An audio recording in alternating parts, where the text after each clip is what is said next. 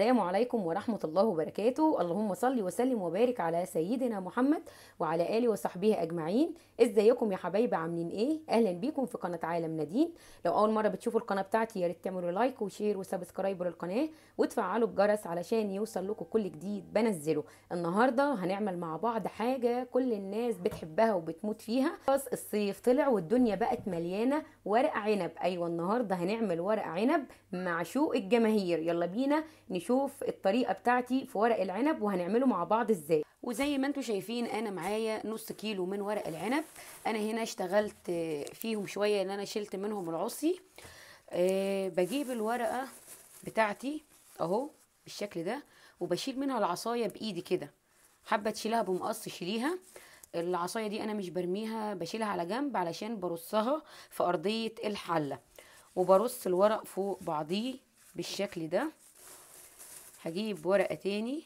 هنا خلاص انا شلت كل العصي اللي موجودة في ورقة العنب ورصيتهم مجموعات زي ما انتم شايفين كده، علشان لما اجي اسلق ورق العنب كل مجموعة هحطها مع بعض في الحلة يتسلقوا مع بعض. جبنا حلة على النار وحطينا فيها مية، طبعا كلنا عارفين السليق، وهنحط فيها ملح بالشكل ده، وهنحط فيها زيت من بتاع الاكل عادي. في ناس هتقول لي بتحط زيت، بحط زيت علشان الورقه تبقى بتلمع معايا ويبقى شكلها جميل. دلوقتي هجيب كميه من ورق العنب اللي انا كنت مظبطاه وهنزل بيها في الحله اهو كده بالشكل ده، وهسيبهم لحد ما يتسلقوا ولونهم يغير. طبعا لون ورق العنب بيغير، بدل ما بيبقى اخضر جميل زي ما احنا شايفينه، بيبقى لونه بيبقى بني فاتح كده او عسلي. زي ما احنا شايفين اهو ورق العنب لونه غير، هو ما بياخدش معاكي ازيد من دقيقتين. اطلعه على مصفى او في على صينيه. وهنا انا خلصت سلق كل كمية ورق العنب اللي كانت معايا، طلعته طبعا على مصفى كده وحطيت تحتيها بولة. هسيبهم لحد ما يصفوا ميتهم وكمان يبرد علشان اقدر امسك الورقة والف. ودلوقتي هنلف ورق العنب. طبعا انا عملت قبل كده خلطة المحشي على القناة، هسيب لكم الرابط في صندوق الوصف. دلوقتي هنجيب ورقة كده بالشكل ده اهو معانا. لحظة بس عشان الورق، طبعا احنا عارفين ورق العنب رقيق جدا وبيبقى ماسك في بعضه. بحط الورقة على الرخامة بالشكل دوا. انا بحب الف على الرخامة، ما بحبش الف على ايدي. طبعا الرخامة بتاعتي نظيفة. بجيب الورقة على الناحية اللي فيها العروق اللي هي بتبقى خشنة دي، مش الناحية التانية. بحط عليها. طبعا انا بحشي من الناحية، باجي من عند الناحية اللي بتبقى من ورا مش ناحية المثلث دي، وبحط كمية من ورق العنب كده، وبروح تانية الورقة بالشكل ده، واروح جايبة الطرف اللي من بره لجوه من الناحية دي والطرف التاني لجوه، وببتدي الف الصابع بتاعي كده. اي حاجة زيادة بتقابلني بتنيها برضو لجوه اهو، وبلف. طبعا ببقى دايسة على الصابع بتاعي علشان يبقى ماسك نفسه اهو. شكله يعني جميل وحجمه ممتاز. هعمل معاه برضو، هعمل لك طريقه سهله ممكن تسهل عليكي. هتجيبي الورق وترصيه قدامك كده بالشكل ده، وهتحطي على كل ورقه كميه الرز اللي انتي هتحطيها في كل ورقه كده اهو بالشكل ده اهو كده. وبعد ما حطيتي هتبتدي بقى تلفي. ده بالنسبه لك هيبقى سهل برضو للناس اللي بتستصعب الموضوع اهو كده اهو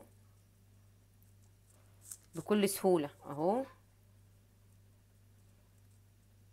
يعني بصراحة انا بعشق لف ورق العنب اكتر من الكرنب بمراحل. يعني الكرنب لسه هتقطعي ولسه هتعملي، لكن ده تك تك خلصنا يعني الحمد لله. بقى جت قابلتني ورقة زي دي فيها قطع، زي ما انا قلت لكم. بقى هتقابلني ورقة مقطوعة، ورقة فيها عيب، هروح جايبة ورقة من الصغير اللي انا خليته وما رميتوش ولا اتصرفت فيه، يعني هحطها هنا كده بالشكل ده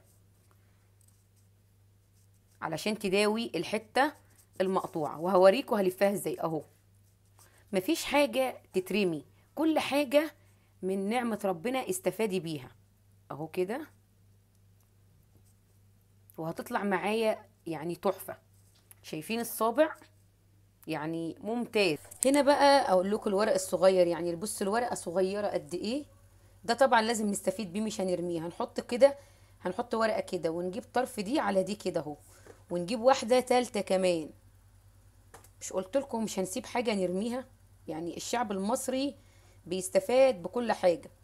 اهو كده اهو ظبطتها، وهبتدي احط لها حبه من ايه الرز كده اهو،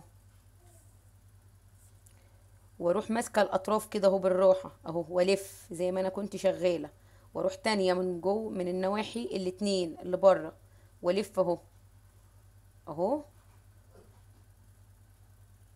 بقى معايا صباع زي الفل. شفتوا ازاي جميله؟ خلاص انا لفيت كل ورق العنب اللي كان معايا، ما رميتش ولا ورقايه ولا ورقايه، يعني ما استغلتهاش. ما بقاش غير دولة ودولة هم، بص قصاقيص صغيره ما تنفعش ان هي يتعمل منها اي حاجه. ودلوقتي جبنا الحله اللي هنرص فيها المحشي. طبعا اللي هي العصي دي اللي كانت معانا غسلناها كويس جدا، وهنحطها في الارضيه بالشكل ده. عايزه تحطي شرايح طماطم، شرايح بصل، اللي انت حباه. يعني طبعا اللي بتجيبه مغلف او بتجيبه اللي هو في برطمانات، تحط الايه اللي هي شرايح البصل والطماطم. دلوقتي هنرص صوابع المحشي بتاعتنا جوه الحله. هرص الاول كده بالعرض كده اهو، بحاول احط الصوابع الكبيره اللي قد بعضها كده اهو. هنا الصوابع زي ما احنا شايفين بالعرض. دلوقتي هبتدي ارص طول، يعني احنا بنعمل عكس عكاس اهو. رصينا عرض بنرص طول كده اهو كده، رصيناها طول هنعمل العكس برضو. انا بس عايزه افهمكم الفكره اهو. هنروح جايبينها عرض كده اهو كده. حاجه كمان يا بنات، الصوابع اللي بترصيها يعني في وش الحله من فوق، يعني اللي بتبقى من فوق يعني اخر طبقه، بتحط الصباع، يعني ترص الصباع على قفلته، يعني قفله الصباع اهي تبقى من تحت كده، علشان الصباع والحله بتغلي الصابع ما يتفتحش منك ويطلع كل كميه الرز اللي جوه. خلاص رصينا الحله كلها.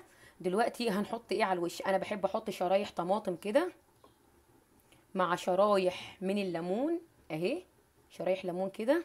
في ناس هتقول الليمون مش هيخليه مرر، لا الليمون هيبقى تحفة، هيديكي يعني طعم رهيب كأنك ليمون مخلل. فاهمه انتي؟ كأنه ليمون مخلل. جربيه وان شاء الله هيعجبك جدا جدا جدا. قلت الطريقة دي لكذا واحدة صاحبتي عجبهم خالص، خاصة الليمون لما بيبقى طالع بعد السوا بيبقى طعمه رهيب.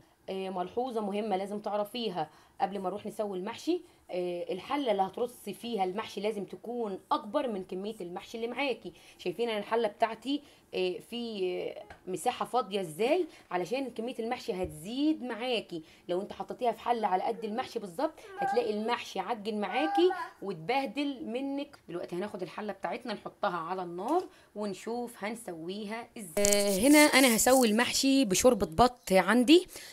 ضفت ايه للشوربة؟ هضيف لها شطة، وهضيف لها مرقة، وهضيف لها معلقة صلصة، ومعلقة زبدة كده علشان يبقى المحشي بتاعي بيلمع كده وشكله جميل. لو ما عندكيش شوربة بط او شوربة فراخ او شوربة اي حاجة، بتجيبي مية وبتحطيها على النار وبتحط لها مكعب مرق، وبتظبطي ملحك وبتظبطي الشطة والتوابل والزبدة، ويقلبوا وبعدين تسقي بيهم المحشي بتاعك. حطينا الحلة بتاعتنا على النار اهو، وهننزل بالشوربة بتاعتنا. هننزل واحدة واحدة. طبعا ورق العنب بيختلف عن ايه؟ عن المحشي في التسوية. ورق العنب لازم الشوربة تكون مغطياه، بتعلى عنه بسنتي، لكن الكرنب لازم لا يزيد سنتي ولا يقل سنتي، لازم تكون الشوربة بتاعته على قده بالظبط اهو زي ما احنا شايفين اهو. اقرب لك الكاميرا كمان لحظة بس اهو. شايفين الشوربة علية المحشي ازاي؟ دلوقتي هنا اهو انا طبعا معليه النار.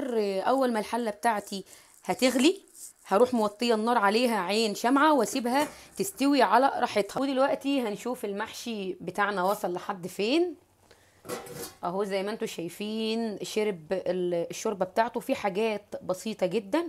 الطماطم شايفين نزلت العصاره بتاعتها. الليمون شايفين بقى شكله ازاي. عامل زي الليمون المخلل. دلوقتي انا عايزه اعرف المحشي بتاعي استوى ولا لا. هاخد صباع كده واحطه على طبق وايه وهفتحه، هشوف الرز بتاعه من جوه وصل لحد فين. شايفين الرز بتاعنا، الرز اللي في المحشي، شايفين مفلفل ازاي، مش معجن ولونه احمر وجميل. الرز بتاعي استوى بس محتاج سنه بسيطه تاني، هسيبه شويه وبعدين هقفل عليه. هنا خلاص المحشي وصل للسوى اللي انا عايزاه، هقفل عليه وهسيبه لما يهدى واروح اشوف هعمل ايه كمان، وبعدين نقدم الاكل مع بعض. وجبنا حله المحشي البطله بتاعت الحلقه بتاعتنا، دلوقتي هنغرفه. طبعا شايفين الليمون يعني تحفه اهو، يعني بيتكلم عن نفسه. هنشيل الحاجات دي الاول وبعدين هنغرف. شلت الحاجات اللي كانت على الوش، شايفين الحله جميله جدا، مفيش ولا صابع اتفتح مني، ولا في صاب ولا في رز اهي، ما شلتش منها ولا صابع علشان اوريها لكم على الطبيعه. طبعا لما تيجي تغرفي المحشي ما تغرفيش بالمعلقه علشان ما تقطميش الصوابع. يبقى صينيه بالشكل ده او سرفيس زي ما انت حابه. تمسكي بقى الحله وتروحي رجاها كده وتروحي نازله بالايه بالحله كده اهو، هتلاقي المحشي نزل معاكي زي الفل. شايفين المنظر اهو، يعني لا صباعها يتقطع ولا صباعها يتقطم ولا اي حاجه اهو. اهو المحشي اهو بيتكلم عن نفسه. بعد كده حابه ترصيه في سرفيس رصيه، حابه تقدميه كده لو ما عندكيش عزومه وهتاكليه انت واهلك في البيت عادي، كلنا ما بنهتمش بالتزيين والكلام دوت. دلوقتي انا هزين وهتشوفوا انا هقدمه مع ايه. دلوقتي انا جبت سرفيس وحطيت عليه بط، انا عامله البط دوت سلقاه وبعدين دهنت وشه بالصلصه والزيت وحطيته في الفرن خد اللون الجميل ده. دلوقتي هبتدي ارص المحشي كده اهو بالشكل ده في السرفيس حوالي. وهنا خلاص رصيت السرفيس وزينته زي ما انتم شايفين بالشكل ده. شكله جميل. طبعا انت بتزيني احسن مني، اعملي بالطريقه اللي انت حباها اهو. شايفين شكله يعني حاجه تحفه التحفه. دلوقتي انا مقدمه معاه ايه، مقدمه معاه ملوخيه خضراء، وطبعا هناكل معاها مخللات والكلام دوت. لو عجبتكم الطريقه يا ريت تعملوا لي لايك وشير وسبسكرايب للقناه وتفعلوا الجرس علشان يوصل لكم كل جديد بنزله. يلا باي، وانتظروني في وصفات جديده من قناه عالم نادين. باي باي.